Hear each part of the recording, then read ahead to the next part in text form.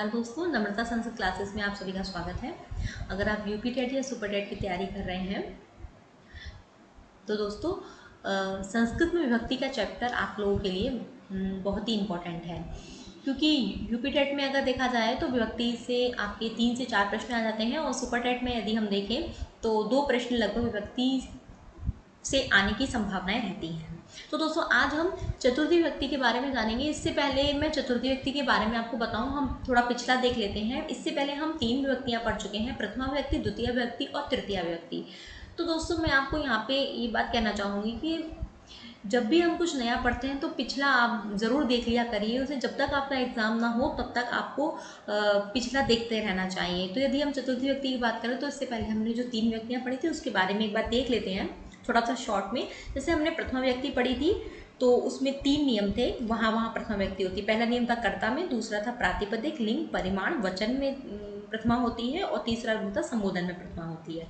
तो इस तरीके से आपको डेली रिवाइज करना है। अब यदि हम द्वितीय विभक्ति की बात करें तो द्वितीय विभक्ति के 7 नियम हमने जाने थे कि कर्म में द्वितीया होती है, अभिता, परेता इत्यादि शब्दों के साथ, समया, निक्षा आदि शब्दों के साथ, गत्यर्थक धातुओं के साथ, अंतरा, अंतरेण, अधिशेते, अधितिष्ठति और द्विकर्मक धातु, ये 7 नियम पढ़े थे। इनके साथ क्या होती है? द्वितीय विभक्ति होती है। ऐसे हमने तृतीय विभक्ति के बारे में जाना था, जैसे कि करण में तृतीया होती है, सह, साकम, समम, सार्धन की 7 तृतीया होती है, अंग विकार में तृतीया होती है, कोई लक्षणवाची शब्द हो वहाँ तृतीया होती है, अलम के साथ तृतीया होती है। इस तरीके से हमने कुछ 7 नियम उसके भी पढ़े थे। तो आप इनको जब तक आपकी परीक्षा ना हो जाए तब तक आप प्रतिदिन इसको देखते हैं तो आपके दिमाग में ये सब रहेगा। चलिए दोस्तों, तो आज स्टार्ट करते हैं हम चतुर्थी विभक्ति।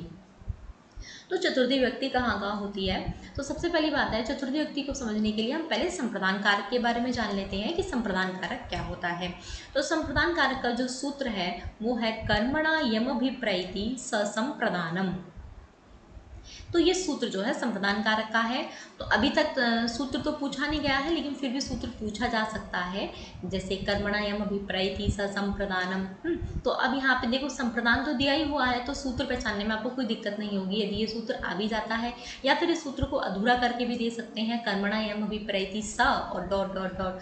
तो यहाँ पे क्या आएगा तो ये आपको ध्यान रखना है। तो यहाँ पे जो सूत्र है वो संप्रदान कारक का ये सूत्र है। अब इस सूत्र में क्या बताया गया है उसको हम समझ लेते हैं।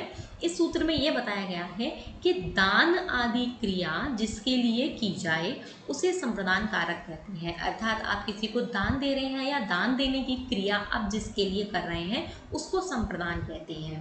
ठीक है, तो इसको एक एग्जाम्पल से हम समझ लेते हैं। जैसे यहाँ पे एक एग्जाम्पल है, नृपः विप्राय गाम ददाती। ठीक है, एक पहले वाले शब्द को लेकर हम समझते हैं। यहाँ पे नृपः विप्राय गाम ददाती, अर्थात राजा, विप्र का मतलब होता है देखिए ब्राह्मण। तो राजा ब्राह्मण को गाय देता है। तो यहाँ पे देने की जो क्रिया हो रही है, दान रूपी जो क्रिया हो रही है, दान आदि क्रिया जिसके लिए की जाए, तो किसके लिए की जा रही है? विप्र के लिए। ठीक है, विप्र माने ब्राह्मण होता है, तो ब्राह्मण के लिए दान की जा रही है। क्या दान की जा रही है? गाय। तो गाय दान करने की जो क्रिया है वो किसके लिए की जा रही है? ब्राह्मण के लिए। तो ब्राह्मण यहाँ पे संप्रदान हो गया। तो इस तरीके से आपको संप्रदान कारक हमने समझ लिया। अब देखिए दोस्तों, अब हम आ जाते हैं चतुर्थी विभक्ति पे कि चतुर्थी विभक्ति कहाँ होती है। तो चतुर्थी विभक्ति कहाँ होती है, इससे पहले आपको चतुर्थी विभक्ति के रूप जानना ज़रूरी होता है। अगर आप चतुर्थी विभक्ति के रूप नहीं जानेंगे तो आप ये कैसे पहचानेंगे कहाँ चतुर्थी विभक्ति हुई है। तो पहले हम एक बार इनके रूपों को देख लेते हैं। ठीक है, तो चतुर्थी विभक्ति का जो पुल्लिंग में अकारांत शब्द जैसे राम है, तो राम का पुल्लिंग में क्या बनता है? राम का बनता है रामाय, रामाभ्याम, रामेभ्यः। ठीक है, ये आपको याद रखना है। ऐसे ही स्त्रीलिंग शब्द होते हैं। तो स्त्रीलिंग शब्द में मैंने सीता शब्द लिया है यहाँ पे, तो स्त्रीलिंग शब्द थोड़ा अलग बनता है।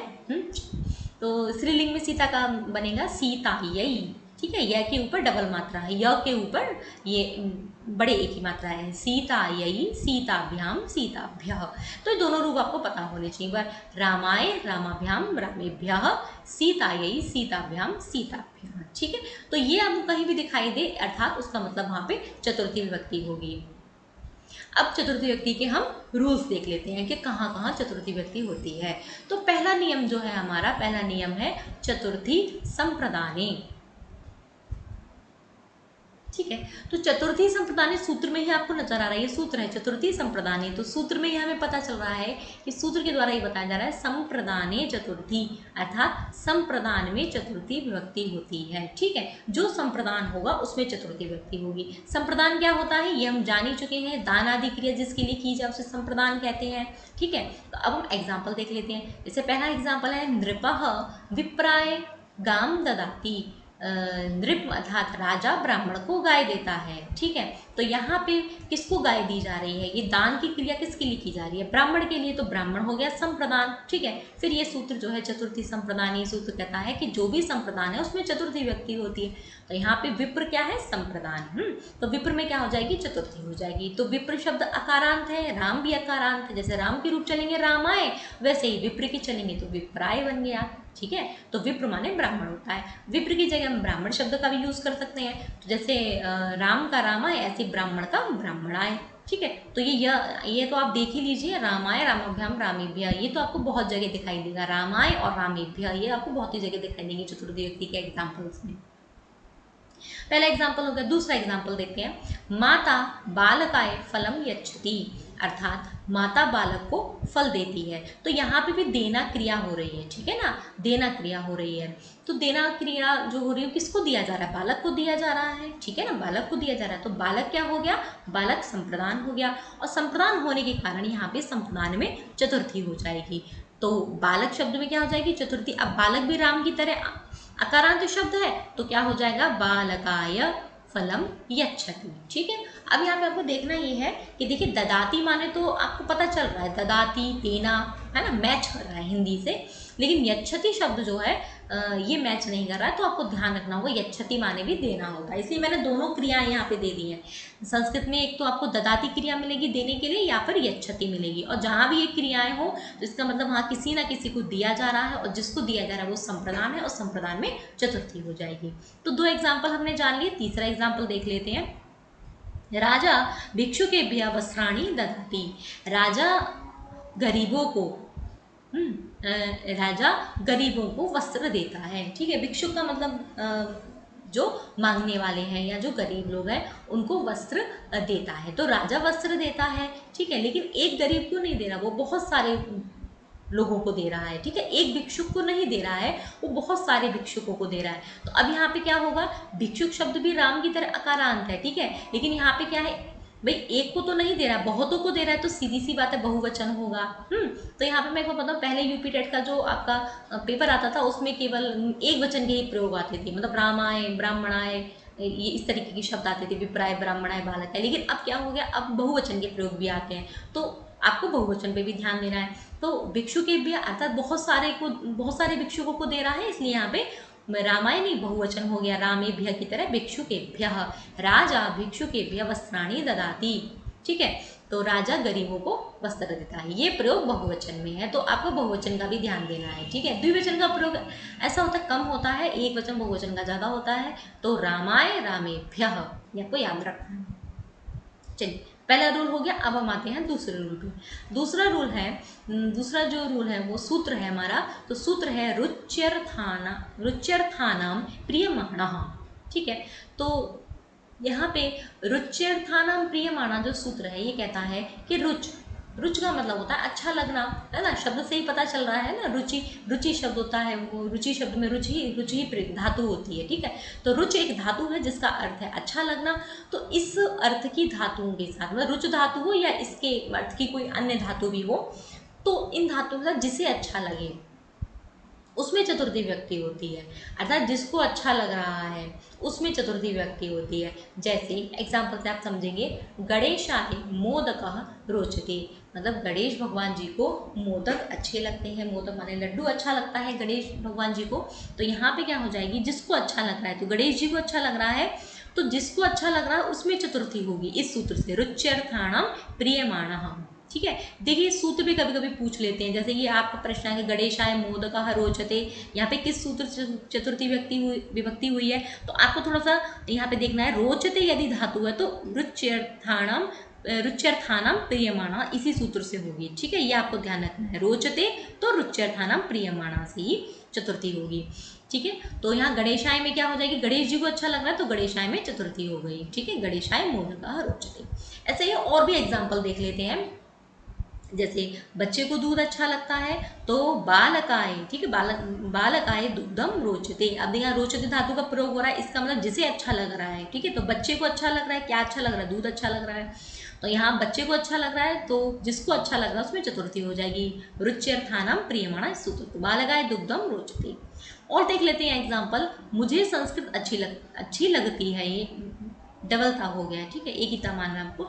मुझे संस्कृत अच्छी लगती है, एक बार ये प्रश्न आया था, ठीक है, तो उसमें था मुझे संस्कृत अच्छी लगती है, इसका संस्कृत क्या होगी। ये सेम टू सेम यही क्वेश्चन आया था कि मुझे संस्कृत अच्छी लगती है, इसकी संस्कृत क्या होगी। 4 ऑप्शन थे तो उसमें हर जगह था थोड़ा आगे वाला शब्द जो है वो बदला हुआ था। क्यों, क्योंकि रुच धातु का यदि प्रयोग हो रहा हो, ठीक है ना, तो उसके साथ क्या होती है, चतुर्थी होती है। तो यहाँ पे देखिए अहम शब्द के रूप चलते हैं, अहम, आवाम, वयम करके इसके बहुत सारे मतलब इसके रूप चलते हैं। तो ये तो प्रथम व्यक्ति में हो गया, तो चतुर्थी में बनता है मह्यम, ठीक है। तो रोचते धातु के साथ क्या हो जाएगा, मह्यम हो जाएगा। ये मह्यम कहाँ बनता है, चतुर्थी में बनता है। ये सर्वनाम शब्द है, तो सर्वनाम शब्दों के बारे में मैं आपको एक वीडियो में बता दूंगी कि सर्वनाम शब्द कैसे होते हैं और उनके रूप कैसे चलते हैं। तो यहाँ पे आपको केवल इतना ही जानना है कि मह्यम जो है ये अस्मद शब्द है, अस्मद शब्द का चतुर्थी का एक वचन है। तो मुझे संस्कृत अच्छी लगती है तो यहाँ मुझे की संस्कृत क्या हो जाएगी, मह्यम, ठीक है ना। तो मह्यम क्या है, यहाँ पे रोचते धातु के कारण यहाँ पे मह्यम में चतुर्थी हो गई। तो मह्यम संस्कृतम रोचते, तो मुझे संस्कृत अच्छी लगती है। ऐसे ही तुम्हें संस्कृत अच्छी लगती है तो तुम्हें की हो जाएगी तुभ्यम, तुभ्यम संस्कृतम रोचते। यहाँ पे सेंटेंस बदल दिया है मैंने, तुभ्यम किम रोचते, तुम्हें क्या अच्छा लगता है, तुम्हें किसे अच्छा लग रहा है, तुम्हें। तो इस तरीके से यहाँ पे तुम्हें की संस्कृत हो जाएगी तुभ्यम। तो मह्यम और तुभ्यम ये भी चतुर्थी व्यक्ति के रूप हो गए। अब यदि कोई कहे कि उसे चॉकलेट अच्छी लगती है तो यहाँ पे उसे की आपको जो है चतुर्थी व्यक्ति पता होनी चाहिए, ठीक है। रोचते धातु के साथ चतुर्थी व्यक्ति होती है। भाई चॉकलेट की संस्कृत होगी चॉकलेयम, ठीक है, अच्छी लगती है तो रोचते। अब किसे अच्छी लगती है, उसे अच्छी लगती है, ठीक है ना। तो उसे की संस्कृत क्या हो जाएगी, तस्मई। तो ये ये छोटी छोटी बातें हैं सबको याद रखनी है। तो तस्मई ये भी चतुर्थी में बन रहा है, तस्मई चॉकलेयम रोचते, ठीक। तो ये आपने 3 शब्द सीखे, मह्यम, तुभ्यम और तस्मई, ये चतुर्थी में बनते हैं।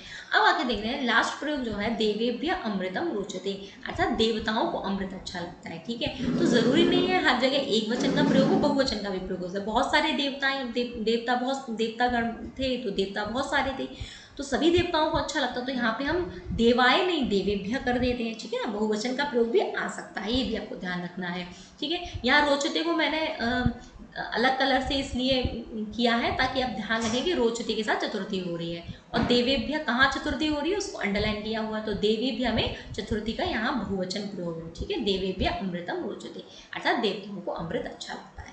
तो 2 रूल हमने सीखे, एक चतुर्थी संप्रदान में चतुर्थी होती है, एक रुच धातु के साथ चतुर्थी होती है, ठीक है, जिसे अच्छा लगे। अब आगे आते हैं, हाँ कुछ अन्य शब्द और हैं। जैसे अगर कोई कहे कि इसे अच्छा लगता है तो इसे की संस्कृत हो जाएगी एतस्मै रोचते। उसे अच्छा लगता, उस महिला को अच्छा लगता है तो तस्यै महिलायै रोचते। अगर स्त्रीलिंग में है तो एतस्यै। तो ये थोड़े आप शब्द याद रखिए, अगर स्मै और स्यै ये शब्द कहीं पर आए तो वहाँ भी चतुर्थी व्यक्ति होती है, ये भी चतुर्थी के शब्द हैं। आगे देखते हैं तीसरा रूल। तीसरा रूल जो है वो एक लंबा सा सूत्र है, पर इतना लंबा सा सूत्र देख के आपको घबराना नहीं है, ठीक है। इतने लंबे सूत्र वो पेपर में नहीं पूछता है, बस आपको यहाँ पे शब्दों का ध्यान रखना है। सूत्र में बोल देती हूँ, नमः नमः स्वस्ति स्वाहा स्वधा अलम वषट योगाच, ठीक है, ये सूत्र है। इसको हम पाठ कर करके देखते हैं, ठीक है। पहला पद निकला है इसमें नमः, ठीक है, पहला शब्द निकला नमः, नमः माने नमस्कार। दूसरा निकला स्वस्ति, स्वस्ति माने कल्याण। स्वाहा माने आप जानते हैं आहुति देना। स्वधा और वषट ये 2 शब्द हैं, ये बीच में अलम शब्द का हम बाद में समझेंगे। तो यहाँ पे स्वधा और वषट ये 2 शब्द हैं, ये दोनों शब्द भी आहुति या हवि, हवि का मतलब होता है दान, वो आहुति जो देते हैं, आहुति को हवि भी कहते हैं, हवि दान के लिए प्रयुक्त होते हैं। अलम शब्द जो है ये पर्याप्त और समर्थन इन अर्थों में होता है। तो आपको ध्यान क्या रखना है कि नमः स्वस्ति स्वाहा स्वधा वशट और अलम, इन शब्दों के साथ चतुर्थी विभक्ति होती है। अर्थात आपको ये शब्द याद रखने हैं, ठीक है, ये शब्द आपको याद होंगे। तो अगर वो पूछे इन शब्दों के साथ यहाँ पे क्या कौन सी विभक्ति है, प्रश्न पेपर में आ जाए आपका, तो आपको तुरंत टिक करना है कि भाई यहाँ पे चतुर्थी विभक्ति, आंखें मूंद के टिक कर देना है कि यहाँ पे चतुर्थी विभक्ति है। नमः, स्वस्ति, स्वाहा ये शब्द यदि आपको दिखाई दे जाए, या रोचते धातु कहीं ये रोचते प्रयोग दिखाई दे जाए, तो इसका मतलब वहाँ पे चतुर्थी ही है, ठीक है। या ददाती आपको दिखाई दे, अच्छती दिखाई दे जाए, इसका मतलब 110% वहाँ पे चतुर्थी व्यक्ति, आंखें मूंद के चतुर्थी पे टिक कर सकते हैं आप, ठीक है। आगे आइए तो अब इनको देख लेते हैं। तो नमः का एग्जाम्पल देख लेते हैं हम, श्री गणेशाय नमः, ठीक है, गणेश जी को नमस्कार। अब यहाँ पे नमस्कार के लिए नमः शब्द का प्रयोग हो रहा है, केवल नमः शब्द होना चाहिए और कोई शब्द नहीं देखना है आपको, ओनली नमः शब्द। तो नमः शब्द के साथ चतुर्थी होती है, आपने देखा भी होगा लिखा होता है गणेशाय नमः, तो गणेशाय ही क्यों लिखा होता है, इसलिए लिखा होता है कि नमः के साथ चतुर्थी होती है। और भी एग्जाम्पल में वासुदेवाय नमः, नमः शिवाय, ठीक है। तो क्या होता है, नमः के साथ चतुर्थी होती है, इसलिए आपको ऐसे प्रयोग देखने को आते हैं, वासुदेवाय नमः, नमः शिवाय, गणेशाय नमः, इस तरीके के प्रयोग आपको देखने। एक और एग्जाम्पल आपने एक श्लोक सुना ही होगा, तस्मै श्री गुरुवे नमः, ठीक है ना। तो अब यहाँ पे क्या है, नमः के साथ देखिए तस्मै शब्द में क्या है, चतुर्थी, मैंने पहले भी बताया था। देखिए तस्मै चौकले हम रोज, तो तस्मै का मतलब उसे की संस्कृत, उसे को यदि हम चतुर्थी व्यक्ति में कहें तो तस्मै होता है, आप जान लीजिए, तस्मै अर्थात चतुर्थी व्यक्ति।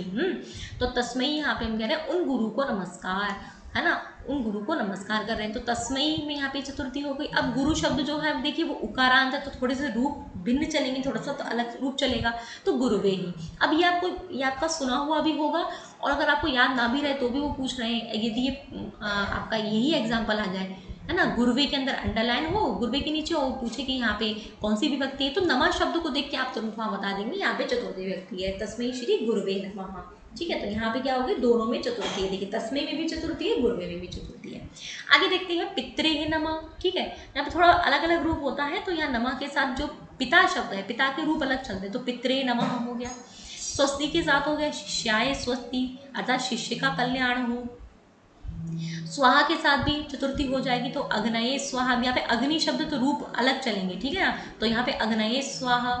स्वधा शब्द है, स्वधा का मतलब होता है हवि, ठीक है, आहुति देना, तो पितरों को हवि देना, ठीक है। तो यह पिता शब्द है, ठीक है, तो पिता शब्द का बहुवचन है, भाई एक पितर थोड़ी ना होते हैं, जो आपने सुना होगा पितरों को पिंडदान वगैरह करते हैं, तो वो बात है, तो वहाँ पे एक पितर थोड़ी ना होते हैं, वहाँ बहुत सारे पितर होते हैं, तो इसलिए यहाँ पे बहुवचन का प्रयोग हो गया। अब आप जान लीजिए ब्याह क्या होता है, चतुर्थी में ही होता है, ठीक है ना, तो पितृभ्य स्वदा, बहुत सारे पितरों को हवि दे रहे हैं। इंद्र को हवि, अब इंद्र देवता तो एक ही होते हैं, तो यहाँ एक वचन का प्रयोग है, इंद्राय वशट, वशट माने हवि देना। अब हम देख लेते हैं लास्ट एग्जाम्पल, हरि ही दैत्यभ्य अलम समर्था प्रभु, इन तीनों में से कोई भी शब्द हो, देखिए अलम के साथ साथ अगर समर्थ शब्द भी हो, प्रभु शब्द भी हो, यहाँ पे एक ही अर्थ है, यहाँ पे तात्पर्य एक ही निकल, अलम का मतलब है पर्याप्त है, समर्थ का मतलब है समर्थ है, प्रभु का मतलब है समर्थ है, ठीक है। तो हरि जो है वो दैत्यों के लिए अलम है, समर्थ है, समर्थ का मतलब भी समर्थ है, प्रभु है, पर्याप्त है, अर्थात हरि जो विष्णु भगवान है वो दैत्यों के लिए पर्याप्त है, मतलब अब विष्णु भगवान जी आ गए तो अब किसी को चिंता करने की कोई दिक्कत नहीं है, वो दैत्यों से अपने आप ही निपट लेंगे, ठीक है।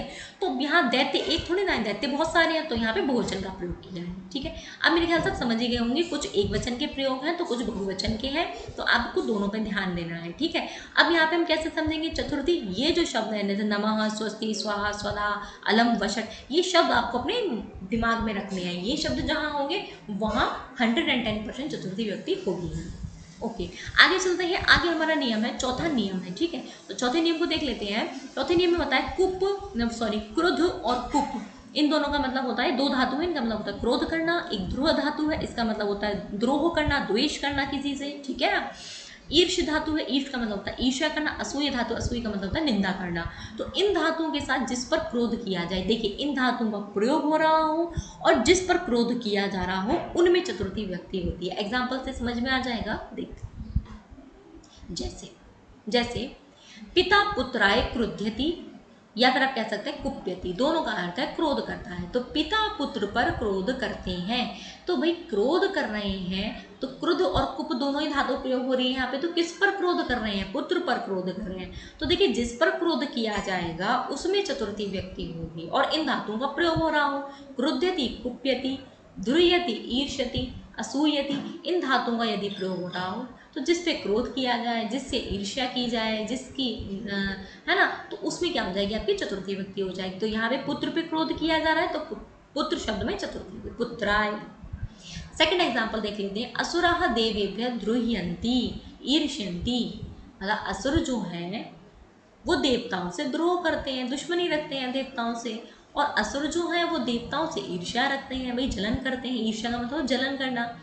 आपको पता ही है, असुर जो है वो देवताओं से द्वेष करते हैं, दुश्मनी भी है उनकी, और ईर्ष्या भी करते हैं, जलन भी करते हैं देवताओं पर, बहुत सारी चीज़ें हैं। अब यहाँ पे क्या देखना है, अगर द्रुह्यति धातु का प्रयोग हो रहा हो या ईर्ष्यति धातु का प्रयोग हो रहा हो, तो जिससे द्वेष किया जाए, जिससे दुश्मनी की जाए, और जिससे ईर्ष्या की जाए, जिससे जलन की जाए, उसमें चतुर्थी हो जाएगी। तो असुर किससे दुश्मनी कर रहे हैं या किससे जलन कर रहे हैं, देवताओं से। तो यहाँ पे क्या हो जाएगा, देवेभ्य। अब बहुत सारे देवता हैं तो इसलिए क्या हो गया, देवेभ्य। अब पिता का पुत्र तो एक ही है, वो एक ही पुत्र पे क्रोध कर रहा है, लेकिन असुर तो बहुत सारे देवताओं से द्रोह कर रहे हैं, ईर्ष्या कर रहे हैं, तो यहाँ पे बहुवचन का प्रयोग है। तो बहुवचन का प्रयोग आपको ध्यान रखना है। तो देवेभ्य द्रुह्यन्ति ईर्ष्यन्ति। ठीक है, आगे देखते हैं, दुर्जनः सज्जनाय असूयति। दुर्जन है जो है वो सज्जन की निंदा करता है, असूयति माने निंदा करता है। तो जिसकी निंदा की करता है, ठीक है ना, जिसकी निंदा करता है उसमें क्या हो जाएगी, फिर चतुर्थी हो जाएगी। तो भाई दुर्जन जो सज्जन की निंदा करते ही है, तो यहाँ पे सज्जन शब्द में चतुर्थी हो गई। तो यहाँ पे सज्जनाय ये प्रयोग बन गया। ठीक है, अब क्या समझिए क्या, क्रुध्यति, कुप्यति, द्रोह्यति, ईर्ष्यति, असूयति। ये प्रयोग यदि आपको दिखाई दे तो जिस पे क्रोध किया जाए, जिससे द्रोह किया जाए, ईर्ष्या की जाए या निंदा की जाए, वहाँ चतुर्थी विभक्ति होगी। बहुवचन, एक वचन, दोनों में से कुछ भी हो सकता है। नेक्स्ट है हमारा नियम 5वां, तादर्थी चतुर्थी वाच्या। ठीक है, ये नियम है, सूत्र नहीं है, ये नियम है। तो यहाँ पे तादर्थी चतुर्थी वाच्या, यहाँ पे ये बताया जा रहा है, तादर्थी से आपको, तदर्थ का मतलब होता है कोई प्रयोजन। तो तादर्थी शब्द से हमें समझना है कि जिस प्रयोजन के लिए, इस नियम का अर्थ लिख लेते हैं कि जिस प्रयोजन के लिए जो क्रिया की जाए उस प्रयोजन में चतुर्थी विभक्ति होती है। आप किसी विशेष प्रयोजन के लिए कोई क्रिया कर रहे हैं, ठीक है, देखिए समझना है, किसी विशेष प्रयोजन के लिए आप कोई क्रिया कर रहे हैं, तो उस प्रयोजन में, जिस प्रयोजन के लिए आप कोई भी क्रिया कर रहे हैं, तो उस प्रयोजन में चतुर्थी विभक्ति हो जाती है। देखिए एग्जाम्पल समझ में आ जाएगा, सह मोक्षाय हरिम भजति। सह माने वह, मोक्षाय अर्थात मोक्ष के लिए, हरिम भजति हरि का भजन करता है, हरि को भजता है। ठीक है ना, हरि को भजता है। तो भाई वो ये भजन कर रहा है, क्रिया क्या है यहाँ पे, सह मोक्षाय हरिम भजति, भजति क्रिया हो गई ना। तो अब ये जो क्रिया है वो किस प्रयोजन के लिए किया कर रहा है, वो मोक्ष के लिए कर रहा है। ठीक है, उसे मोक्ष चाहिए, इसलिए मोक्ष उसे चाहिए, इसलिए वो क्रिया कर रहा है। तो उसका प्रयोजन क्या है, मोक्ष, मोक्ष को प्राप्त करना उसका प्रयोजन हो गया। तो मोक्ष शब्द में क्या हो जाएगी, चतुर्थी। ठीक है ना, जिस प्रयोजन के लिए वो क्रिया कर रहा है, तो या मोक्ष रूपी प्रयोजन के लिए वो भजती क्रिया कर रहा है, भजन कर रहा है, हरि का, विष्णु भगवान का भजन कर रहा है। क्यों कर रहा है, मोक्ष के लिए। तो मोक्ष शब्द में क्या हो जाएगी, चतुर्थी हो जाएगी। अब यहाँ पे मोक्ष की जगह मुक्ति शब्द रख देते हैं। ठीक है ना, मुक्ति, मुक्ति माने भी मोक्ष होता है, लेकिन अगर मुक्ति शब्द आ जाए तो अग्नि की तरह रूप चलेंगे, जैसे अग्नये स्वाहा था, ऐसे ही मुक्तये। ठीक है ना, तो मुक्तये हरिम भजती। तो ये आपको यहाँ पे ध्यान रखना है। तो यहाँ मोक्षाय और मुक्तये दोनों में चतुर्थी है। एग्जाम्पल देख लेते हैं। अब आगे देखते हैं, फलाए क्रंदति रोदिति। शिशु अर्थात जो बच्चा है वो फल के लिए रोता है। अगर कोई बच्चा रो रहा है तो यानी किसी न किसी कारण तो वो रो रहा होगा, तो उसने फल को देखा और वो रोने लगा, क्योंकि वो फल तक वो नहीं पहुँच पा रहा है, फल को नहीं ले पा रहा है। ठीक है ना, तो उसके रोने का जो प्रयोजन है, उसके रोने का जो कारण है, ठीक है ना, प्रयोजन क्यों रो रहा है, वो उससे फल को देखा और उसे फल चाहिए लेकिन वो नहीं ले सकता, तो वो रोने लगा। तो यहाँ पे रोना रूपी जो क्रिया वो कर रहा है, वो किस लिए कर रहा है, फल को पाने के लिए कर रहा है। ठीक है ना, तो यहाँ पे फल रूपी प्रयोजन के लिए वो रो रहा है, तो फल में यहाँ पे क्या हो जाएगी, चतुर्थी हो जाएगी। तो शिशु फलाय क्रंदति रोदिति ये प्रयोग बन जाएंगे। ठीक है, तो रोदिति शब्द तो रोता है, आपको दिखाई दे रहा होगा, तो मैच कर रहा है हिंदी से, लेकिन क्रंदति माने भी रोना होता है, ये आप जान लीजिए। चलिए आगे चलते हैं। आगे है नेक्स्ट है सूत्र आपका स्पृहे रीप्सितः। ठीक है, ये हमारा अंतिम सूत्र है, इसको और देख लेते हैं। तो स्पृह देखिए एक धातु है, सूत्र में बताया गया स्पृहे रीप्सितः। ठीक है, तो स्पृह धातु जो है उसका अर्थ होता है इच्छा करना या चाहना। तो यदि स्पृह धातु का प्रयोग हो रहा हो तो इच्छित वस्तु में चतुर्थी विभक्ति होती है। जो भी स्पृह धातु का प्रयोग हो रहा हो तो स्प्रे धातु के प्रयोग के साथ जो भी इच्छित वस्तु है उसमें क्या हो जाएगी, चतुर्थी विभक्ति हो जाएगी। देखिए एग्जाम्पल समझ में आ जाएगा।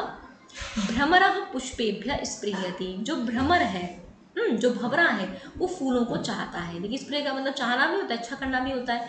तो भंवरा जो है वो फूलों को चाहता है, ठीक है ना। तो उसकी इच्छित वस्तु क्या है, किसे चाह रहा है, वो फूलों को चाह रहा है। तो इच्छित वस्तु में क्या हो जाएगी, चतुर्थी हो जाएगी, यदि स्पृहयति धातु का प्रयोग हो रहा होगा तो यहाँ पे भाई एक फूल को तो नहीं, बहुत सारे फूलों को चाहता है, तो बहुवचन का प्रयोग है, पुष्पेभ्यः स्पृहयति। एक वचन भी कर सकते हैं, पुष्पाय, और बहुवचन भी कर सकते हैं, पुष्पेभ्यः। अब देखिए छात्राः विद्यायै स्पृहयन्ति, छात्र जो है वो विद्या की इच्छा करते हैं, ठीक है ना। तो यहाँ पे विद्या शब्द जो स्त्रीलिंग है, जैसे सीता, यही हमने देखा था, ऊपर देख चुके हैं हम, पहले हम देख चुके हैं।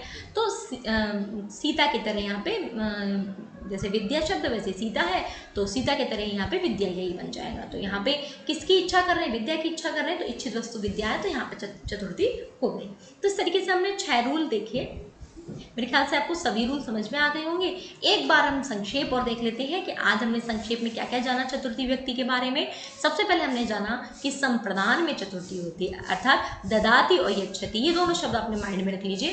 संप्रदान में चतुर्थी होती है, ददाति यच्छति जहाँ भी हो वहाँ चतुर्थी होती है। सेकेंड रूल हमने देखा रोचते के साथ चतुर्थी होती है। सूत्र को भी ध्यान रखना है, कभी कभी सूत्र पूछ लेते हैं, तो सूत्र था इसका रुच्यर्थानां प्रियमाणः, ठीक है। नेक्स्ट थर्ड रूल था नमः, स्वस्ति, स्वाहा, स्वधा, अलम, वशट, इनके साथ चतुर्थी होती है, ठीक है। इनका बहुत लंबा सूत्र है, लंबे सूत्र वो ज़्यादा नहीं पूछते हैं। चौथा रूल है क्रुध्यति, कुप्यति, ध्रुयति, ईर्ष्यति, असूयति, ये शब्द आपको माइंड में रख लेने हैं। तो इन शब्दों के साथ क्या होती है, इन शब्दों के साथ चतुर्थी होती है। प्रयोजन में चतुर्थी होती है, जैसे हमने देखा था शिशु फलाय क्रंदति या सह मोक्षाय हरिम भजति, इस तरीके से। स्पृहयति यदि धातु होगी, स्पृहयति यदि क्रिया होगी, तो उसके साथ भी चतुर्थी विभक्ति होती है। तो ये हमने आज जाना, 6 नियम जाने, इसके अलावा ज़्यादा नहीं आता है। तो दोस्तों मुझे लगता है आपको ये समझ में आ ही गया होगा। और ये PDF यदि आपको चाहिए तो डिस्क्रिप्शन में लिंक दिया गया, वहाँ से आप इसे ले सकते हैं। दोस्तों ये वीडियो आपके लिए हेल्पफुल रहा होगा, अगर अच्छा लगा हो तो लाइक करें, कमेंट करें। तो दोस्तों आज के लिए इतना ही, देखने के लिए बहुत बहुत धन्यवाद।